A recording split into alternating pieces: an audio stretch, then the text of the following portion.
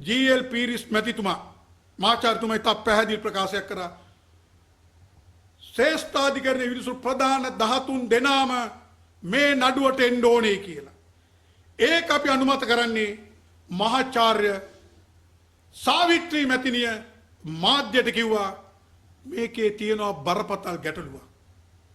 මේ වයස සංශෝධනය කරනකොට කට්ටියකට හොඳයි කට්ටියකට අගතියක් වෙනවා. එහෙනම් මේක ලබදියාවේ සටනක් වෙනවා.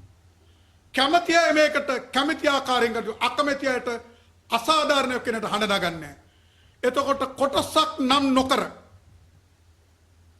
සමස්ත මේ පිළිවෙලින් සීල විනිසුරුවන්ගේ යුක්ත විනිශ්චය සභාවකට යොමු කළ යුත්තේ ඒකයි.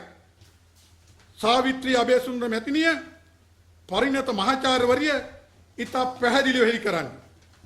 ලබදියාවෙන් ඇති වුණොත් ඒක අන්තිම ගැටලු වෙන්නේ වෘත්තීයකන් සහ වෘත්තීය සමිති වලට. අපේ සමාජිකයන් අපිට යන්න තියෙන අධිකරණේ ඉහළම අධිකරණේ අපේ සේවා අයිතික මානව හිතන තහවුරු කරන්න යන්න තියෙන එතෙන්ට වැට බැඳුනම අග්‍ර විනිශ්චයකාරතුමාට චෝදනා එල්ල වෙන තත්ත්වයකට ඇත්තොම එතුමාගේ කීර්ති නාමය දැන් බිඳ වැටිලා මේ අසත්‍යද මොකද්ද කියන එක දැන් රටට හෙළි කරන්න මම එතුමාට නියෝගයක් දෙනව නෙමෙයි. මොකද මේ ප්‍රකාශය බරපතල පාර්ලිමේන්තුවේදී මෙතුමියට මුක්තිය තිබුණා කියලා හෙළි කරා කියලා මට කරුණු හෙළි කරාට ගහන එක නෙමෙයි. මේක දැන් මාධ්‍ය වලින් රටට ගියා. කරුණා කරලා මේකේ සත්‍ය අසත්‍යතා හෙළි කරන්න.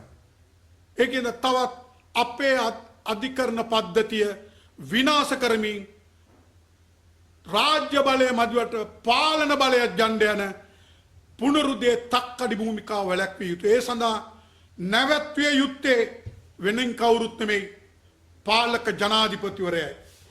මේ විශේෂ සංශෝධනයේ සකල විද දෝෂයන්ට ප්‍රතිකරණයක් කියලා හිතනවා නම් ඒ ගැටලුවක් කියලා මේ ජනාධිපති නීතිඥතුමෙක් කියන්නේ. මේ අපේ ජනාධිපති නීතිඥ ක්‍රිස්මාල් වර්ණසූරිය පුනරුදේ ජාතික ලැයිස්තු හිටිය ප්‍රධානීන් කියන ප්‍රකාශ. ජනාධිපතිට ආණ්ඩුව ගැන අවධානම් ගන්න පුළුවන්. හැබැයි රාජ්‍ය ගැන අවධානම් ගන්න බෑ. අධිකරණයේ විනිසුරුවන් වෙනස් වුණා කියලා නඩු වෙනස් වෙන්නේ නැහැ. නඩු තීන්දුව වෙනස් වෙන්නේ සාක්ෂි මත. විනිසුරු මැරුණොත් මොකද වෙන්නේ? මේ විද්වතුන් මේ පුනරුදේ බලයට ගෙන්න ආපු විද්වතුන් ලාල් විජයනායක මැතිතුමා ඇතුළු ඔහුන්ට ගහනවා නම් තවත් කල්මරන්න ආණ්ඩුවට ඉඩ දෙන්න බෑ.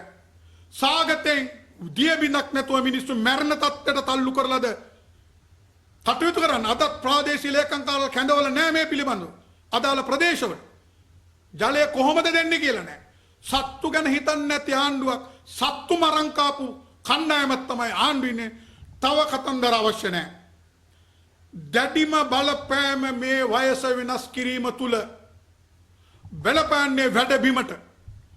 පුංචි අපිට යන්න තියෙන ඉහළම තැනටත් වයස වෙනස් වුණාම අල්ලසක්නේ.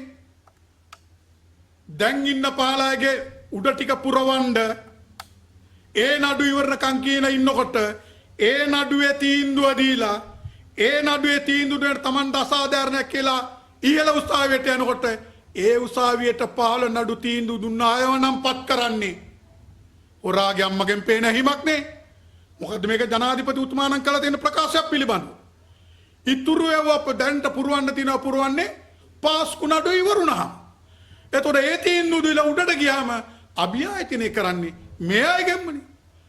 අග්‍රවිනිශ්චයකාරතුමා ශ්‍රේෂ්ඨාධිකරණේ මහාධිකරණේ දිසාධිකරණේ ඕනෑම කිසිම අධිකරණයක විනිසුරුතුමන්ලා අපි හැල්ලුවට ලක් කරන්නේ. අපි ඔවුන්ව දකින්නේ නැහැ කළු චරිත විදියට. ඔවුන් ශ්‍රේෂ්ඨ භූමිකා කරනවා. තීන්දුව යම් කිසි දෙයක දුන්නම අපිට රිදෙන්න පුළුවන්.